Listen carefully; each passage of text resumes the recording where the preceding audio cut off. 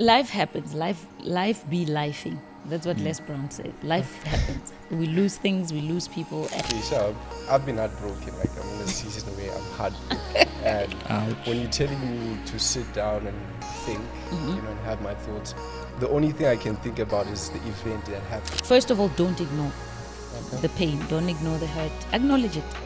But for how long? What are your non-negotiables? What are, even if you're not young, even in married people, old people, what are your non-negotiables? Yeah. I know. Oh, hi. Welcome to another edition of In the Making. Today, we have somebody special, so I've been told. Yeah. But before that, I would like to introduce my co-host. He's my Robin. I'm the co-host today. No, you're the co-host today. Okay. I'm the one shooting. Okay, cool. So he's my Robin, where I'm Batman. Okay. You know, he's let's see. Jesus Christ, I'm Peter. Yeah, Jesus Christ, he's Peter, if he prefers to be Peter.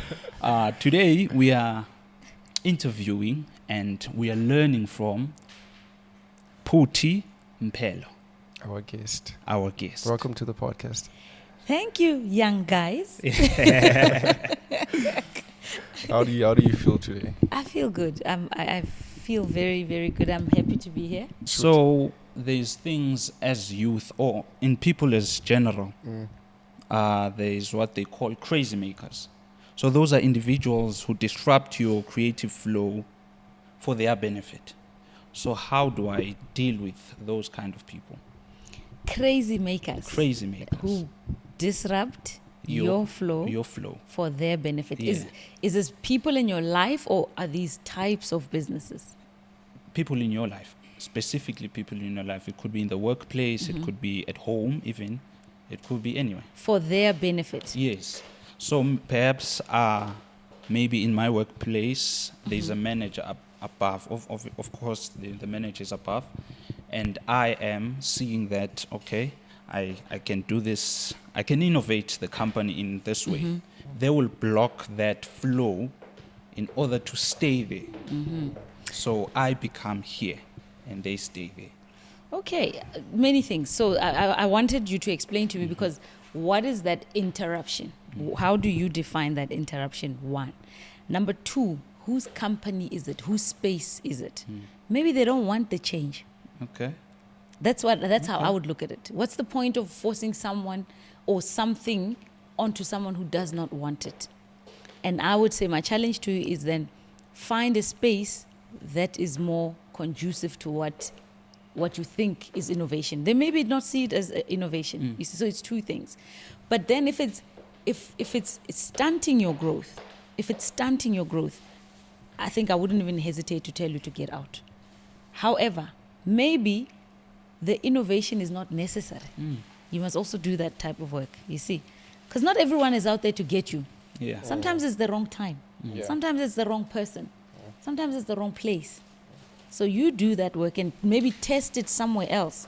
Because people are different. There's some people who want to see the evidence that it works first. There's some people who are just, let's see, and wing it as we go along.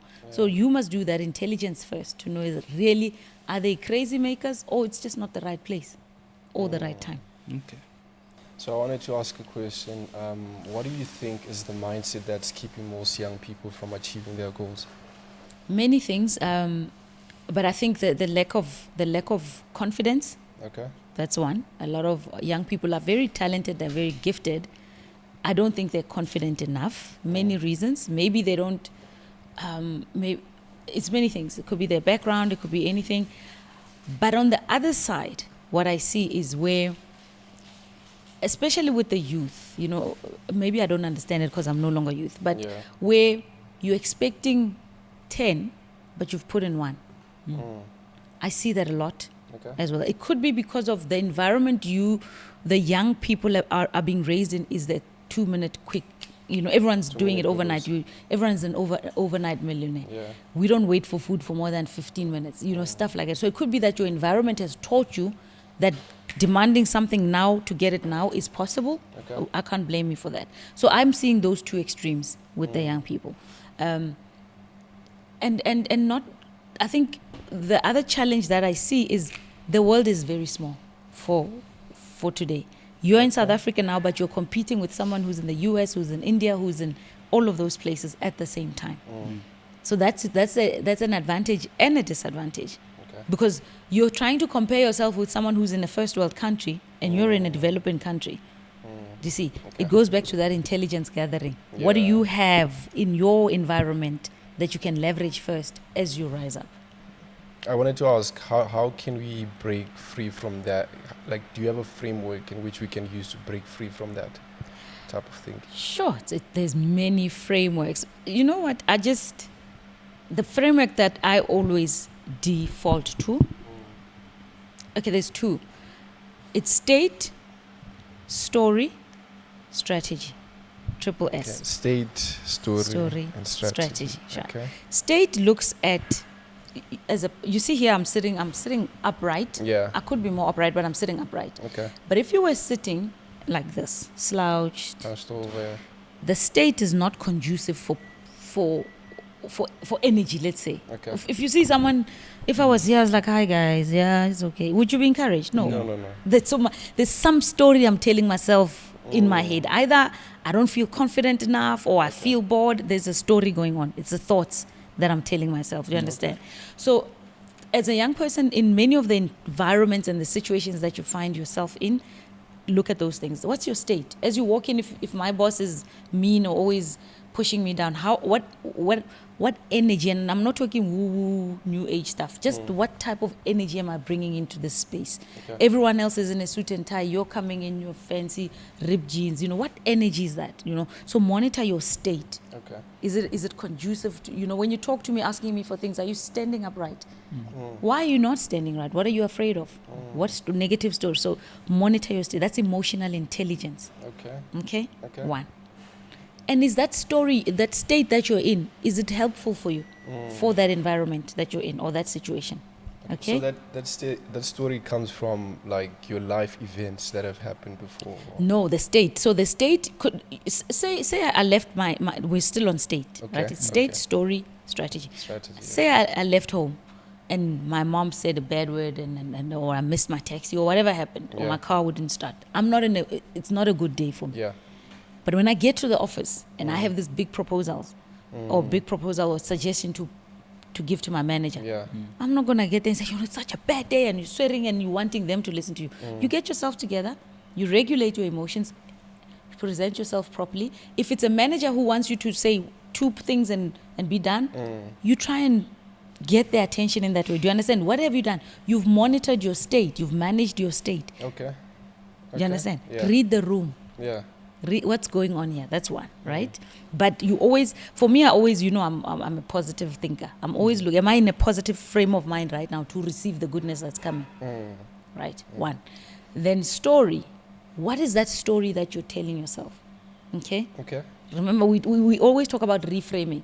Yeah. If he says he doesn't have time for me right now, he's busy with something, do I take that as he doesn't like me?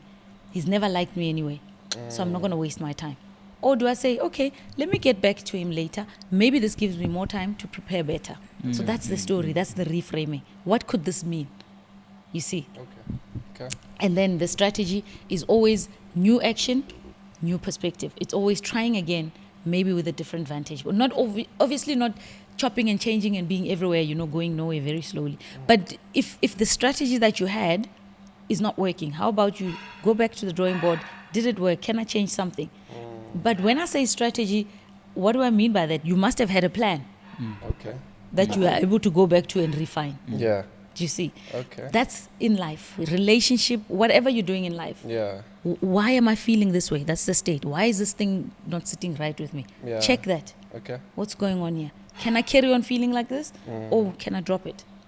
Okay. Story. What's the story that I can make out of this? What's the meaning I want to attach to this? Yeah. And then finally, the strategy. The strategy. What can I do better? What am I doing to achieve it? Maybe what you're doing is the best way. Continue doing it. So when you say plan, are you talking about, okay, do you mean that we should have a plan for that day or that particular goal that you're trying to achieve? There's nothing wrong with having a plan for every single day. Nothing wrong with that. Okay. And you've heard me say it, thinking. The power of just spending 10 minutes, 5 minutes, just thinking, how was my day? What could I have done better? How can I make tomorrow a better day? Yeah. What planning? It costs nothing. It takes nothing away from you. Just planning and being a little bit more intentional with what you want to achieve throughout life. Throughout life, if we can challenge ourselves to be in those spaces, Yeah. you understand?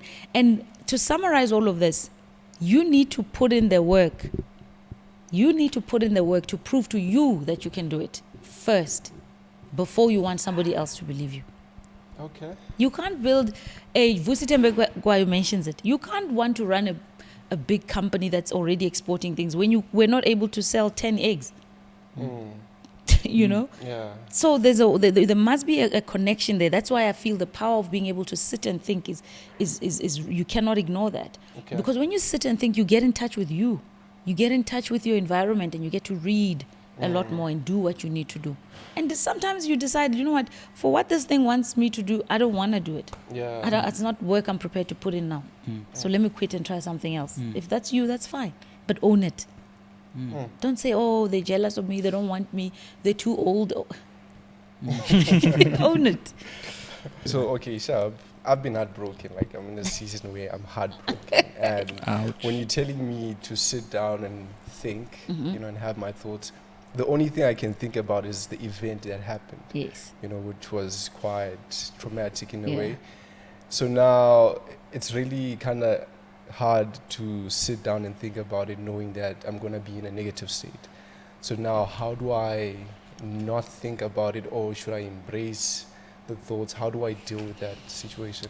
Very good question and very relevant. And I'm sorry for your heartbreak. That's okay. I'm really sorry. But life happens. Life be lifing. That's what Les Brown says. Life happens. We lose things, we lose people. And the question is, first of all, don't ignore the pain. Don't ignore the hurt. Acknowledge it. But for how long? Do you understand? So for me, so I'm a big proponent of writing things down.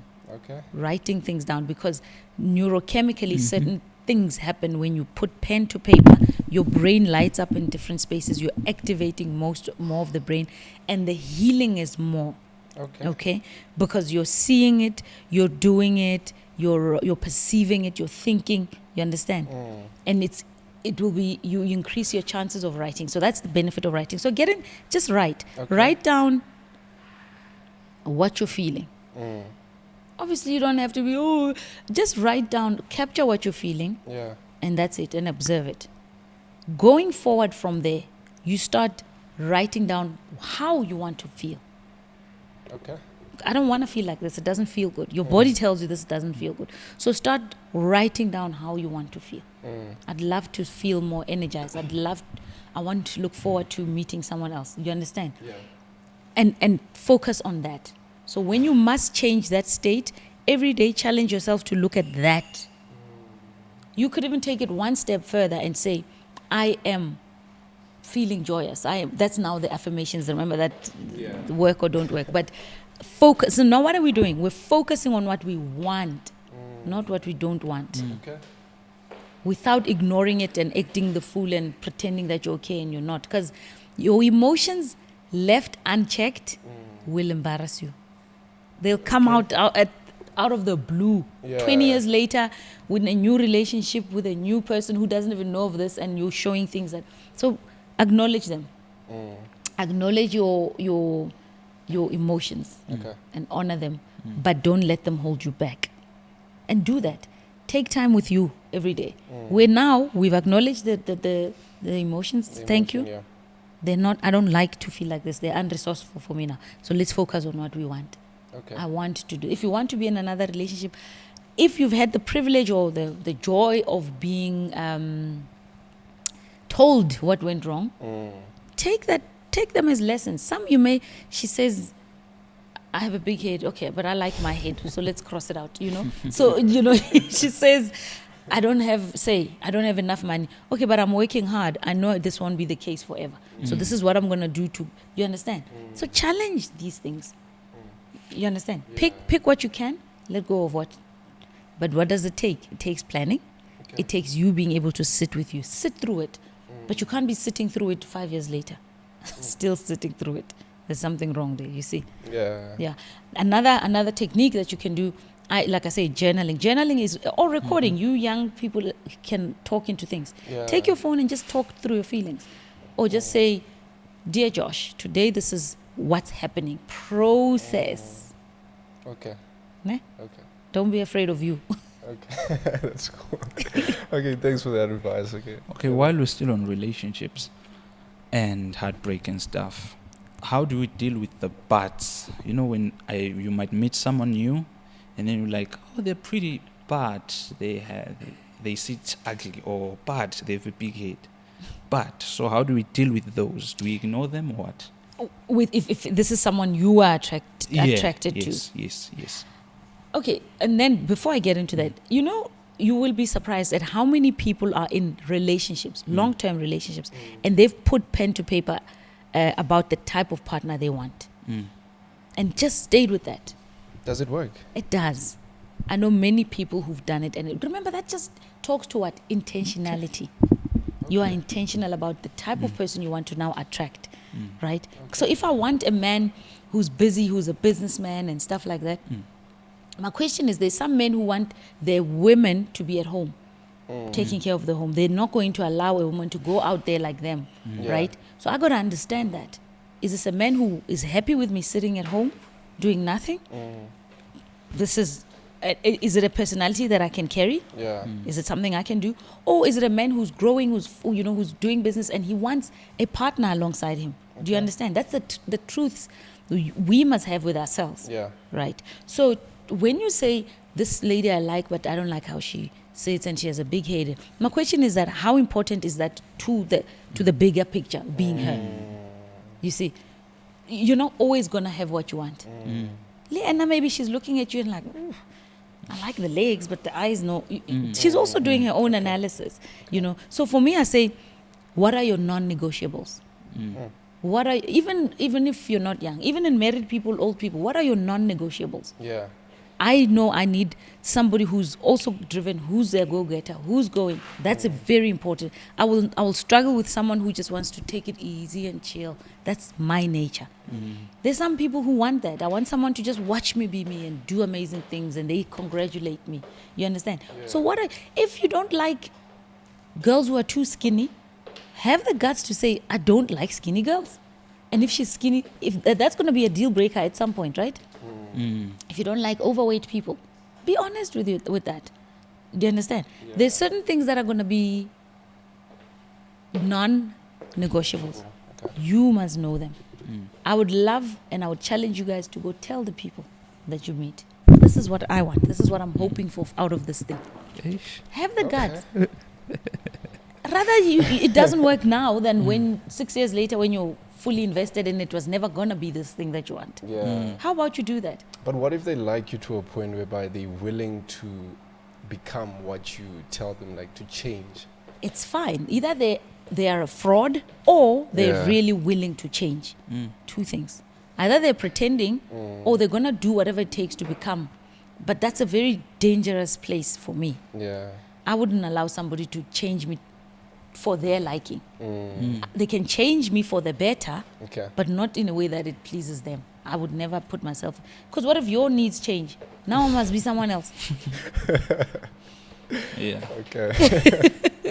So I wanted to... now I just want to shift to finances. Yes. You spoke about journaling and writing down your goals. So I just want to figure out, how does that also play a role in getting you to achieve your financial goals? What do you want? I want to be earning 10,000 Rand a month from whatever. Put a date on it. So now when you've done that, you've put pen to paper, you've recognized in your brain, you've locked it in the subconscious. Chances are, if you keep reminding yourself and looking at that, you will start doing, your brain will help you find the opportunities to at least get to that goal. Okay. There's one guy, I forget his name. Oh goodness. Tracy, Brian Tracy. He has an exercise that he recommends. He says every single day for the next 30 days, write down your goals. Your goals. What do you want? I want to make so much. I want to work in this place. I want to run this type of business. Write it down. 10 things. And I'll tell you the science. Write down 10 things today before you sleep. Our brain is in a more receptive state. I won't get into the technicalities. Okay. Before we go to bed, or immediately after we get up, the frequency is conducive for processing in the subconscious. Yeah. And the repetition, writing 10 things a day, you're going beyond the cortex. You're going into the subconscious. So you write down 10 things. Last thing before you sleep, silence, time with you, or first thing before you get out of bed, right? Okay. Choose 10 things you write every day. But tomorrow, when the next day comes, date it this day. Write the date and write 10 things again. You don't look what you wrote yesterday. Okay. Blank page. What are you doing? You're reinforcing that in your own brain. Remember, reticular activating system, that filter that looks out for What's what it familiar. wants. Yes. Yeah. You're familiarizing that with your brain. And your brain will subconsciously look for those type of opportunities. Oh, blowing my mind. Okay. 31 days. Try it. Next day, don't look. You look after 31 days. 10 things. Blank page, don't refer to yesterday. 10 things. Try that. That's one way to now focus, Yeah. and train your brain to go for what you really want. Yeah, that's insightful and mind-blowing at the same time. I have everything written down. Yeah. Okay, cool. And write down the relationship goals. There's nothing wrong with that. Yeah. Write it down. Knowing that you're also not perfect. Yeah. And when somebody comes, you must have your non-negotiables. The rest we can work with. Non-negotiables. There's some men who say, I have a dear friend of mine, he says, a woman who treats me with the tiniest of disrespect, I'm out. And I said to him, what does disrespect look like to you? Because someone could be doing something and to them it's not disrespect. So I said, what you want to do for yourself to live a good life, Yeah. tell them what disrespect looks like. You tell them, look, if a woman does this, I'm out. Yeah.